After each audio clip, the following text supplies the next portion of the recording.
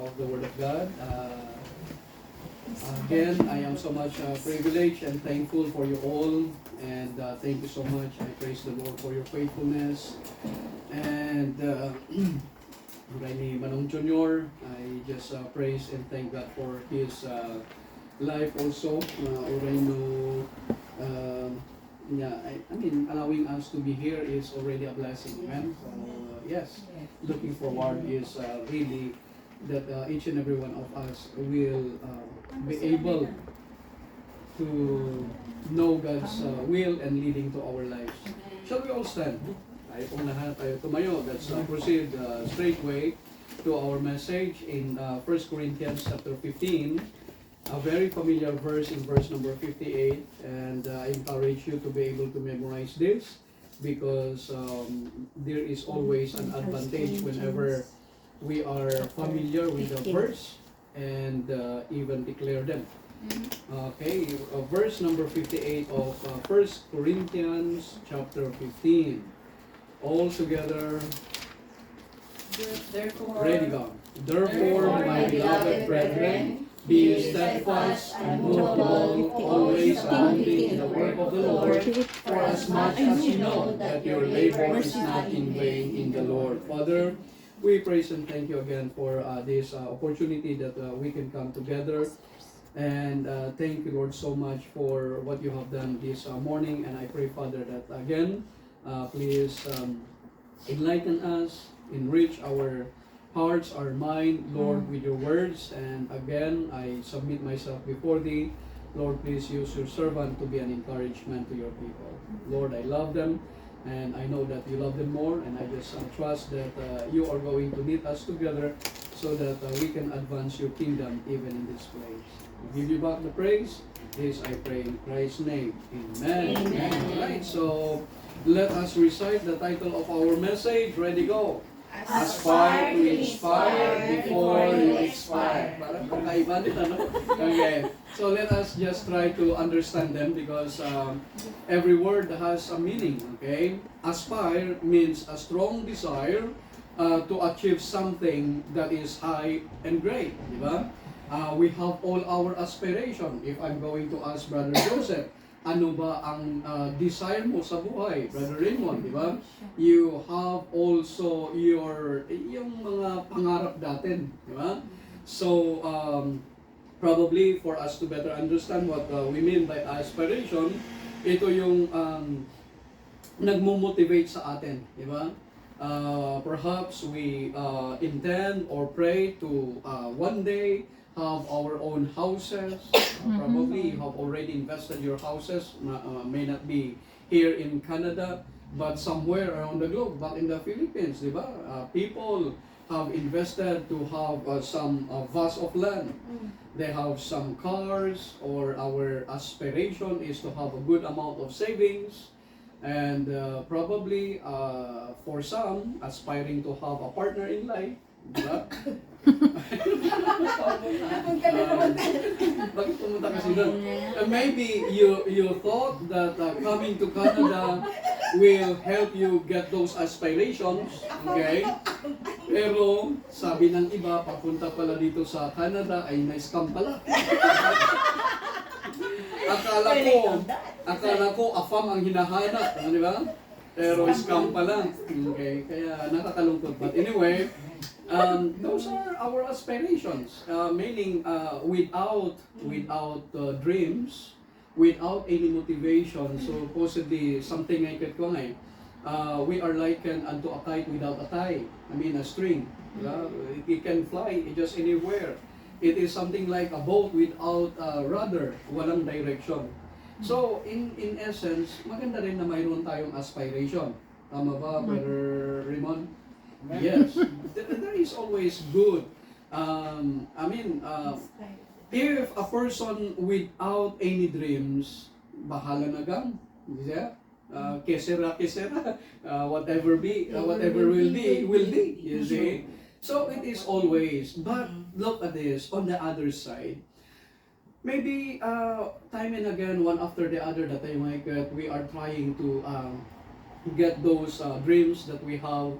But in essence, as the servant of the Lord, my prayer is, let us redirect also our aspiration the godly way. Amen. Having godly aspiration is the best for each and every one of us. Now, how many among us have that aspiration or desire na somehow, sana, Lord, by your grace, I am going to really commit myself with all the things that we have heard today. Our evaluation of our life, if in the past ay hindi tayo naging consistent sa ating prayer life, if in the past we have not been consistent attending worship gathering or even reading the Bible, or even to fellowship with the rest of our brethren, then it is a godly aspiration because God allowed you to hear that message so that magkaroon tayo ng another view of our perspective, di ba?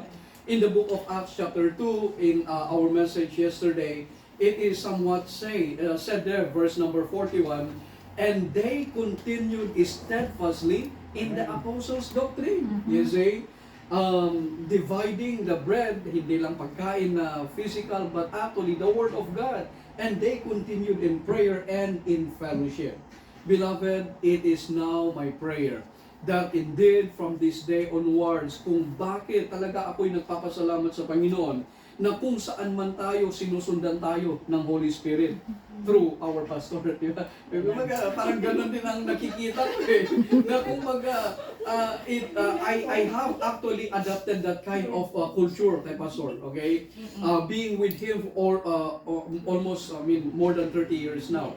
Although sabihin ko na Hanman nga isudya talaga consistent, but the first 10 years of my spiritual life, he was my mentor. And apparently, or I would say, I praise God because those early molding I could somehow nakita iti wisdom iti biyag na. Okay?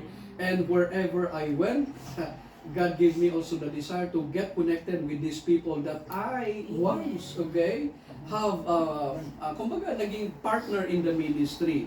So, I think that is why God had put this ministry to us because the purpose, maaramat itibiyag mo. Taon mo kasta nageda ngay lapses tayo in the past. Pero nga, we can cope up, okay, the better way. Do we get the idea? So, yes, godly aspiration.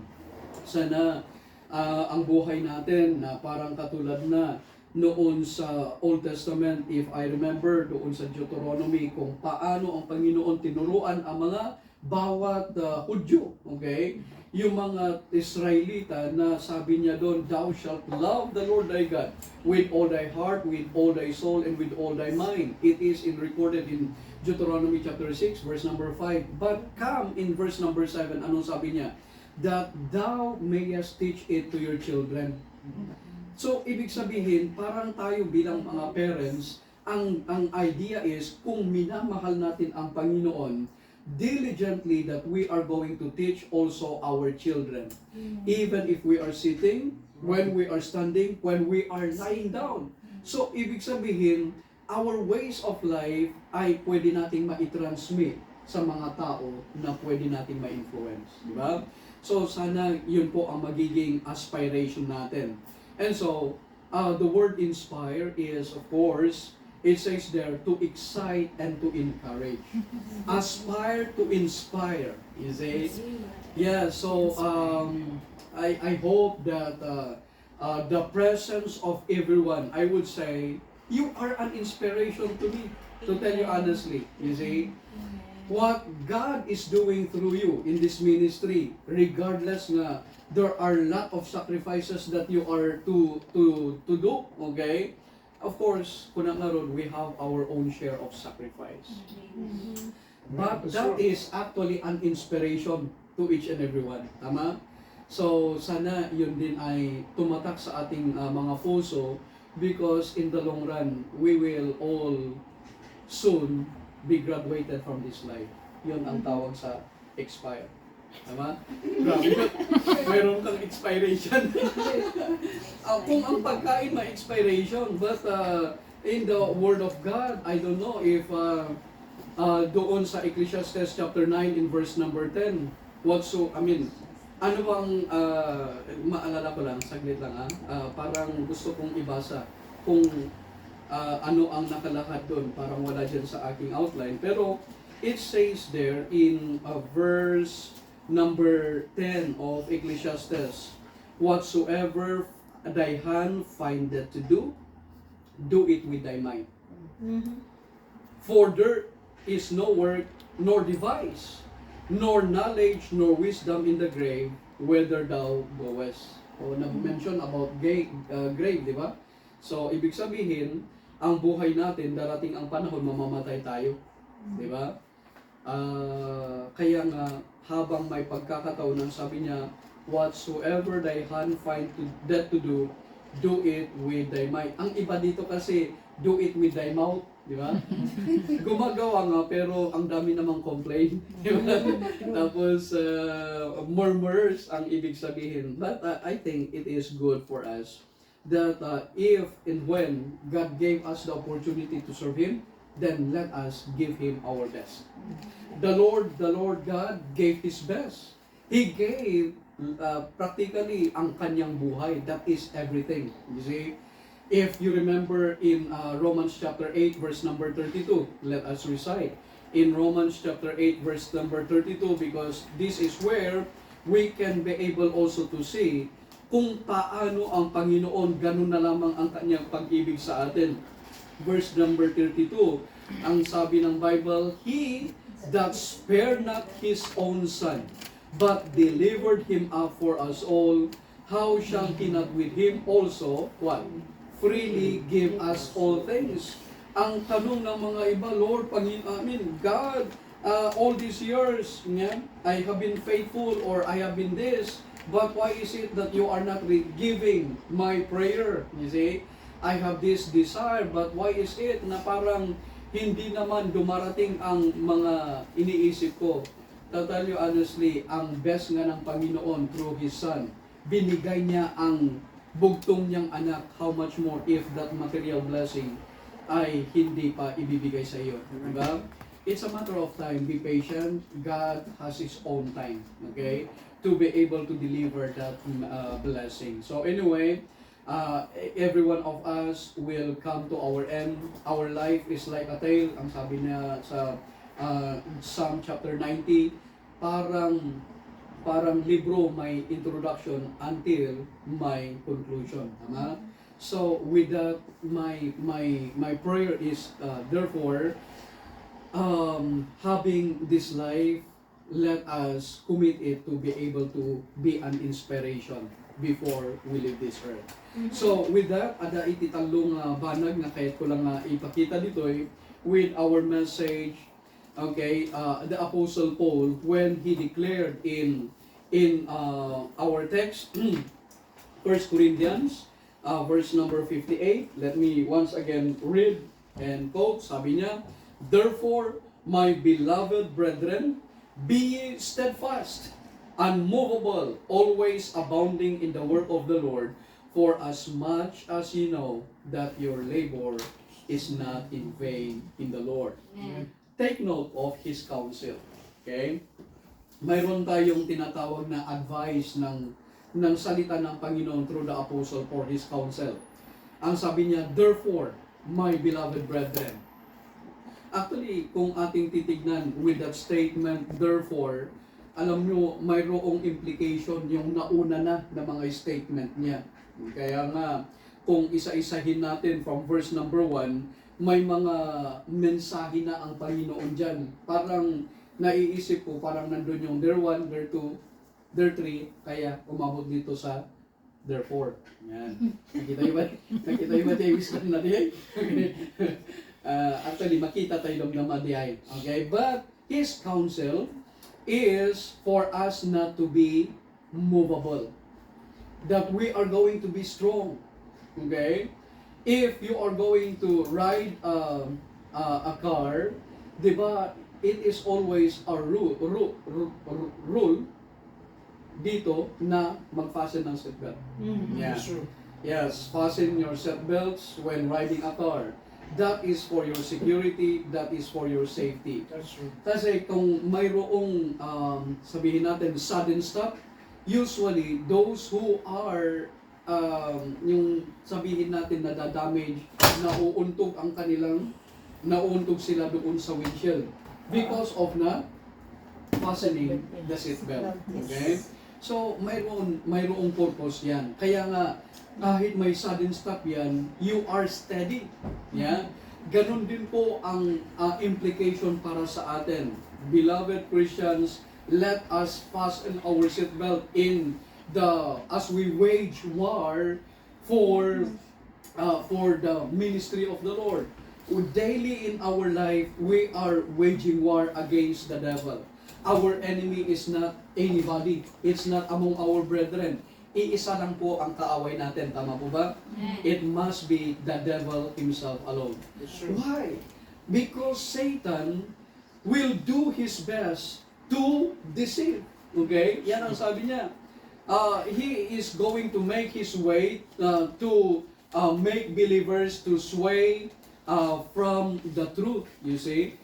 Kaya nga nakakalungkot ang dami pong mga tao ngayon na kung saan in the past they are faithful. But why is it napakaraming hindi na faithful?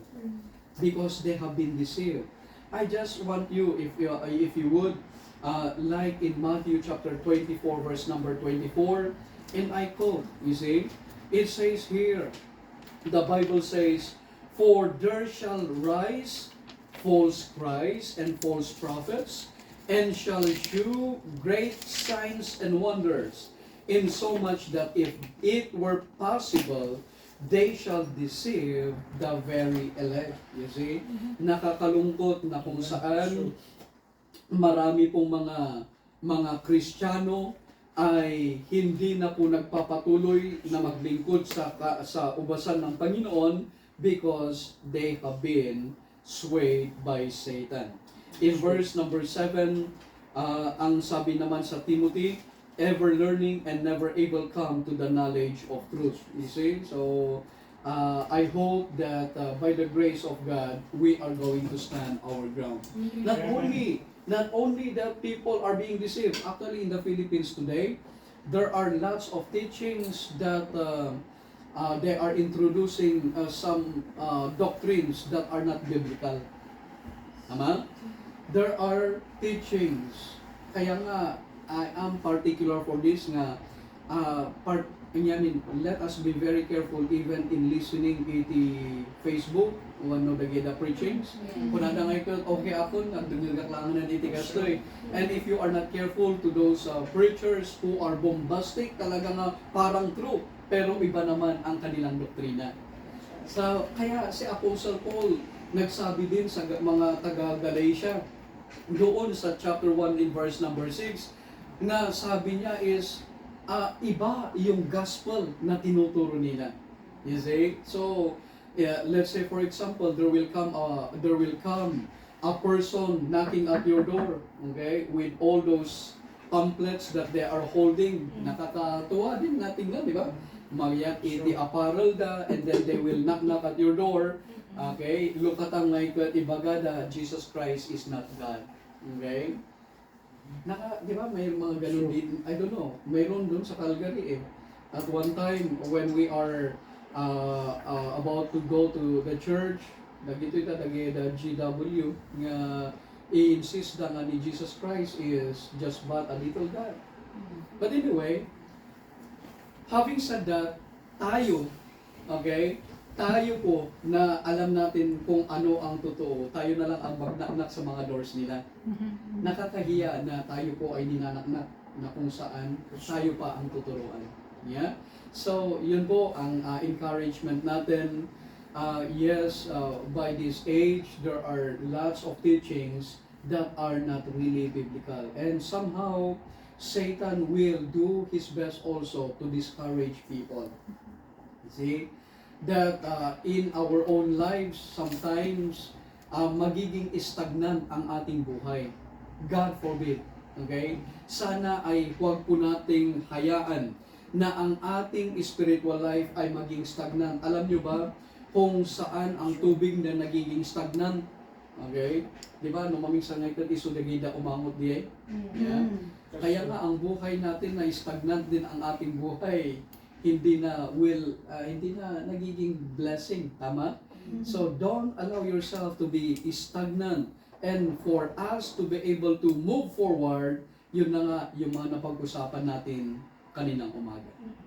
But there is a story that I would like us to see in the book of Numbers. Saan ba yun? Numbers chapter 32. And please open your Bibles because I would like us to see a very good illustration na hindi po tama na tayo po ay manatili kahit ang isang halaman. May masasabi ka naman siguro na you try to observe this plant. Let's say for example, nagtanim ka, you are expecting that several weeks lalaki, di ba? Ngam napanon 80 bulan, taon, ngayon parehas pa lang 80 size na. Okay? Ang yangay, siyempre, parang hindi ka matutuwa unless may tangay kat bonsai, di ba? Okay, pero as a farmer, you would expect that in the long run, it will bear fruit. Tama? So, in relation to Numbers chapter 32, ang sabi niya dito, now the children of Reuben and the children of Gad had a very great multitude of cattle. And when they saw the land of Jazer and the land of Gilead, that behold, the place was placed for a cattle. Take note. The children of Gad and the children of Reuben came and spake unto Moses to Eleazar the priest, and Eleazar the priest, and unto the princes of the congregation, saying, verse number 4, to cut it short, verse number 4, even the country which the Lord smote before the congregation of Israel is a land for cattle, and thy servants have cattle. Wherefore said they, if we have found grace in thy sight, let this land be given unto thy servants for a possession. Okay, so for a possession, and bring us not over to Jordan. So, ito ang plano ng Panginoon. Una sa lahat, He is going to remove them out of bondage in the land of Egypt. Di ba? For so long, for many years, they have been enslaved in that country. Okay? And God, okay, have heard their pleading. Napakinggan niya yung mga prayers, nakita nila kung paano sila ay naghihirap. At saka yun na nga, dumating si Moses with an intention that he is going to bring them to the promised land. Promised land called Canaan. Pero along the way, ito na nga ang nangyari. Itong si Reuben at saka si Gad, when they are going to the promised land, nakita na ito nga lugar ti a place of Jazer. Nasabi nila, napintas ta ada iti tanong na, mayat iti grasses. Kaya yung sabi nila ni Reuben at saka si Gad, kami po ay marami kaming, so sa verse number 1, had a very great multitude of cattle. Marami silang kahayupan, di ba? Ayan. Ay, hindi. Mga hayop. Ay, marami silang hayop. Okay.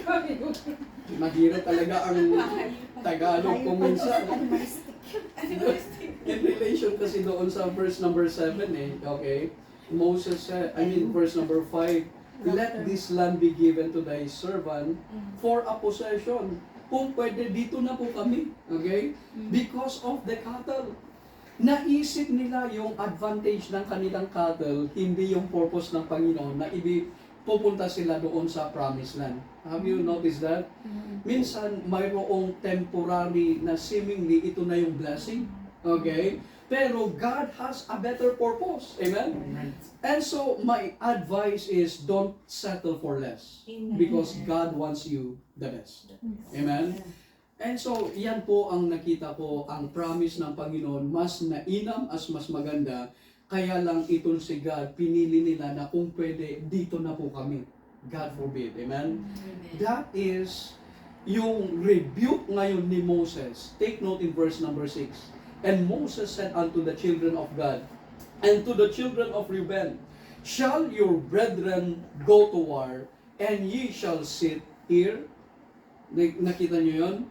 Maaatin nyo bang isipin na yung ibang tribes, yung 10 tribes, they will go for war at kayo naman mananatili dito? May mga ganong Kristiyano. Yung mga iba, they are doing their very best, but there are some also that are not giving their best. Instead na akala mo, sila ay nakikipagbuhat po sa'yo, pero pabigat pa.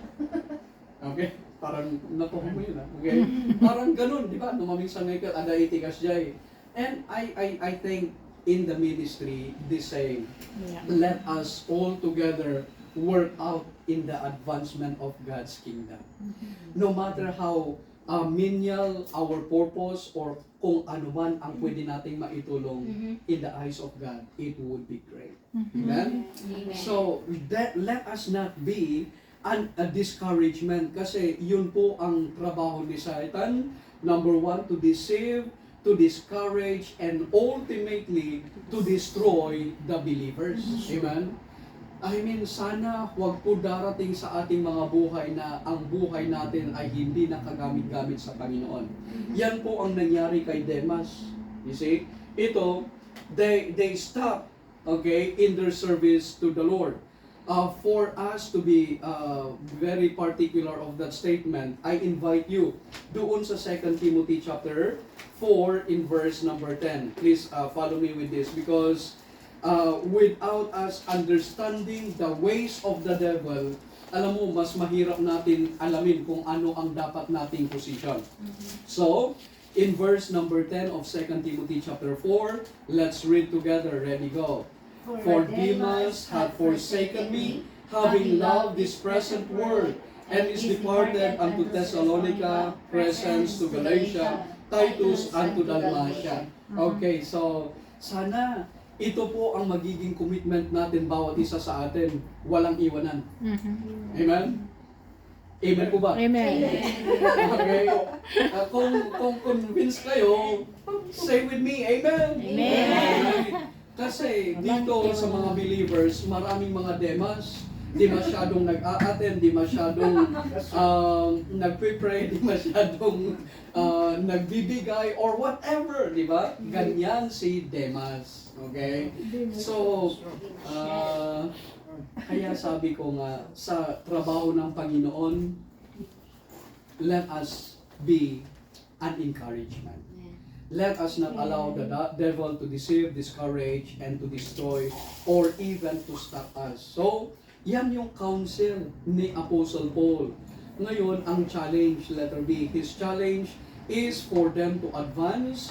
Yun ang statement, always abounding in the work of the Lord.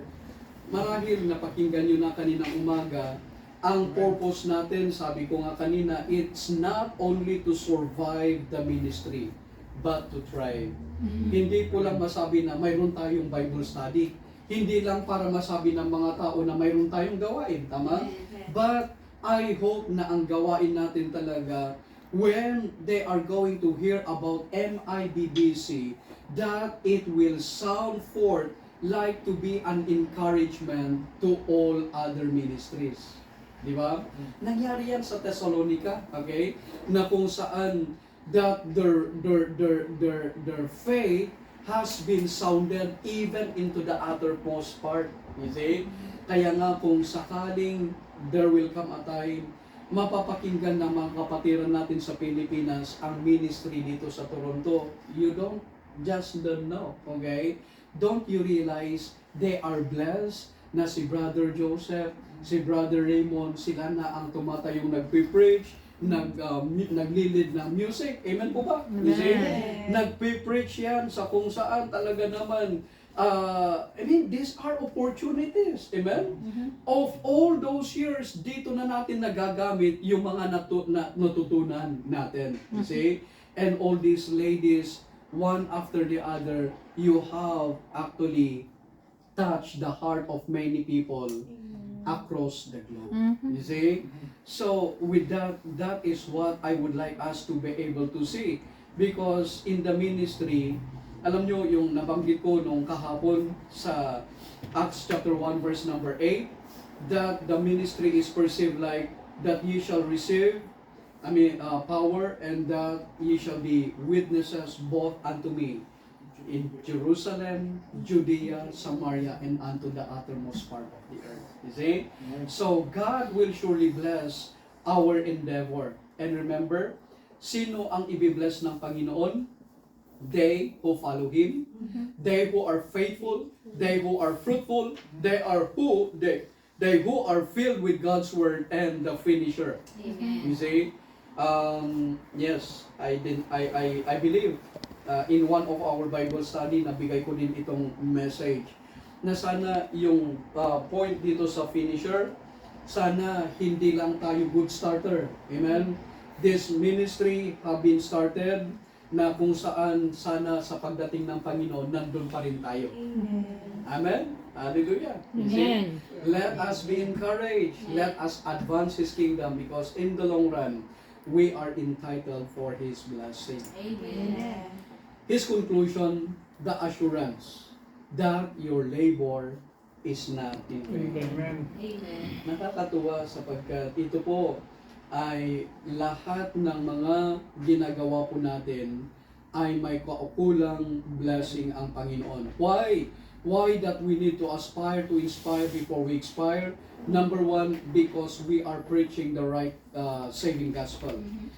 If you are going to read from chapter 15, verse number 1 down to 4, alam nyo ang statement po dyan ng 1 Corinthians 15, we have the right gospel, and the gospel is purely declaring the life, the death, burial, and resurrection of the Lord Jesus Christ.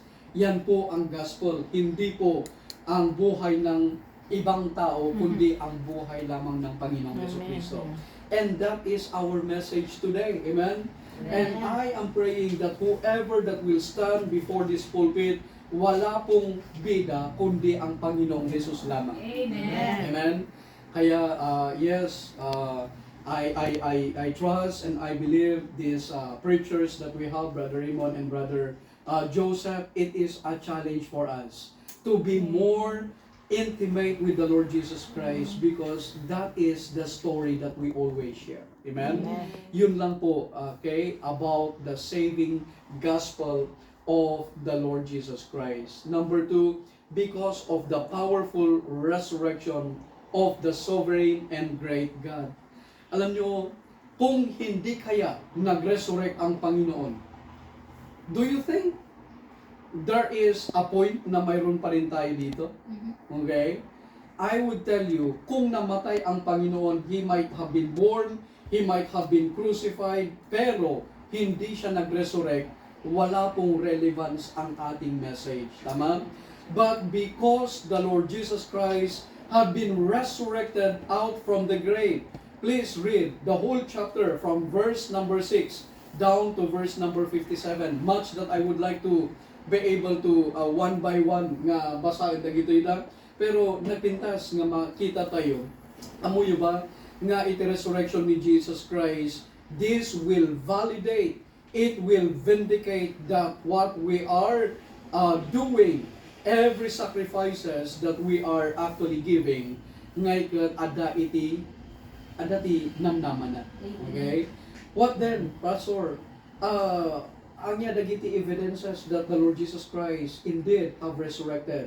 Remember that empty tomb? Okay? Recently in April we have our Easter cantata.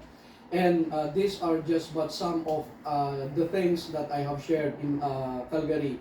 The empty tomb, idinapan ni Peter and the rest of the disciples when they reached that place where Jesus was laid down.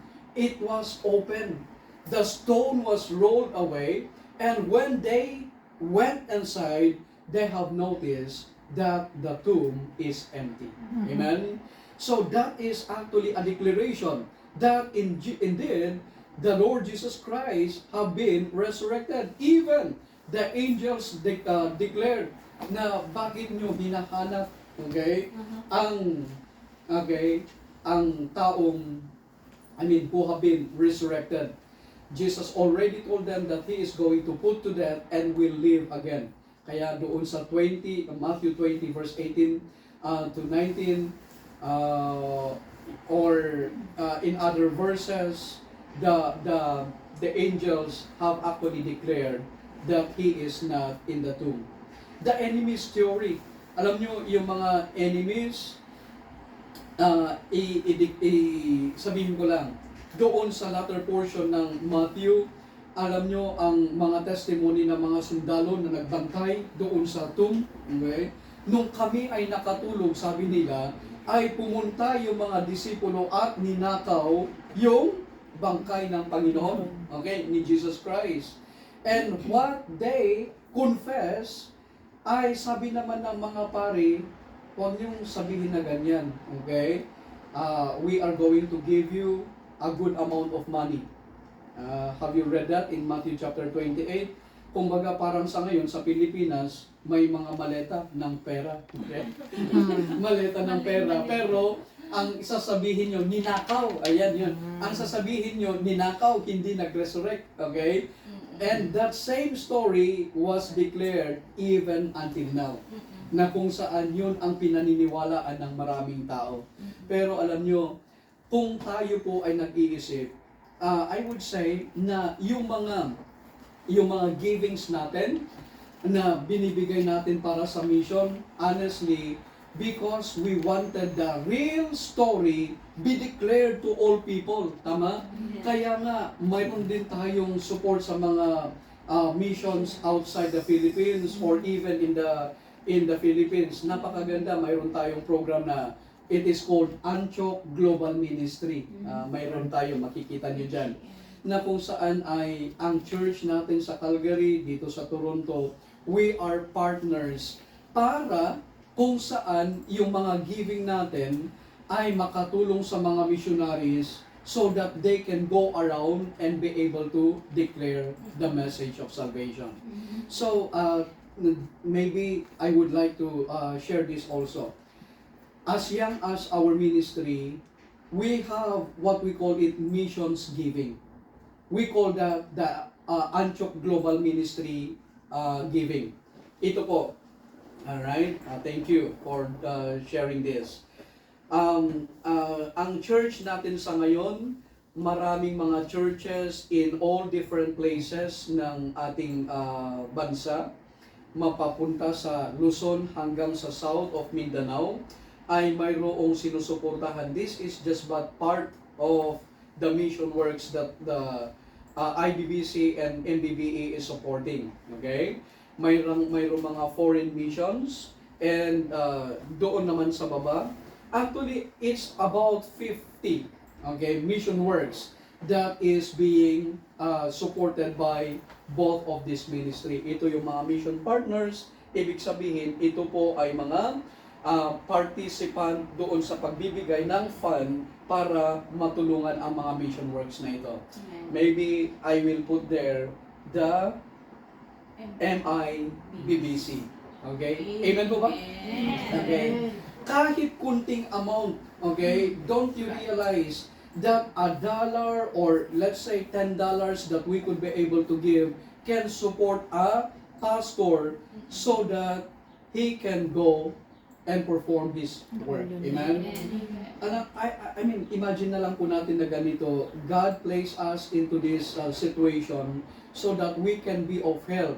Malay mo, darating ang panahon, there will come a testimony na yung relative mo na sharean ng gospel ng mga mission works na ito. Tama? Yun po ang parang gusto kong ipakita. And so, let us pray continually with that. Amen? So, I hope that from this day onwards, makita po natin na ang greater picture ng ating ministry hindi lang nakafocus dito sa Ontario. Amen. We have a portion in all other areas. You see? Because of the powerful resurrection of the great God. Amen? So finally, Amen po ba? Amen. Because of His promised return and the glorification of the saved. You see? So, ito nga po, nasabi ko din kahapon, ang sabi ng Panginoon, let not your heart be troubled. Ye believe in God. Believe also in me. In my Father's house are many mansions, Brother Joseph. It were not so, I would have told you, I go and prepare a place for you. Take note of the second statement. And if I go and prepare a place for you, I will come again and receive you, that where am I, there ye may be also. You know, what makes me realize why why heaven is a wonderful place, not only because of the streets of gold, not only because of those trees that bear different fruit, those wonderful rivers, but one thing that encourages me the most is the presence of my Savior. That is what we are looking forward. One day, makakasama natin ang ating Savior up there in heaven. When He will return, that we are to be changed. So let us stand firm. Let us strive fruitfully. Let us stay faithfully. And so, as conclusion, remember this. Your labor will be recorded. Nabasa na po natin yan. For we shall all appear before the judgment seat of Christ, that everyone may receive the things done in his body according that he hath done, whether it be good or whether it be bad. So, ito yung idea. The moment that Christ will return, we are going to be standing before Him. And it might be, we say that our salvation is free, but the reward is according to our works. Kaya nga, mayroon kaya tayong marireceive na reward. Okay? With all your sacrifices, I am sure, brother, there will always be accounting for that. Okay? Every one of us shall give account of himself. One day, you are not going to stand in behalf of your brother or your wife or children. One by one, tayo po ay to be judged according to what we have lived in this earth. You see? So, yes, your labor will be recorded, they would be recognized, and they will be rewarded. In Revelation 22 verse number 12, let's read together Revelation chapter 12 in verse number 22 verse number 12. The Bible says, and I come quickly, and my reward is with me, to give every man according as his work shall be.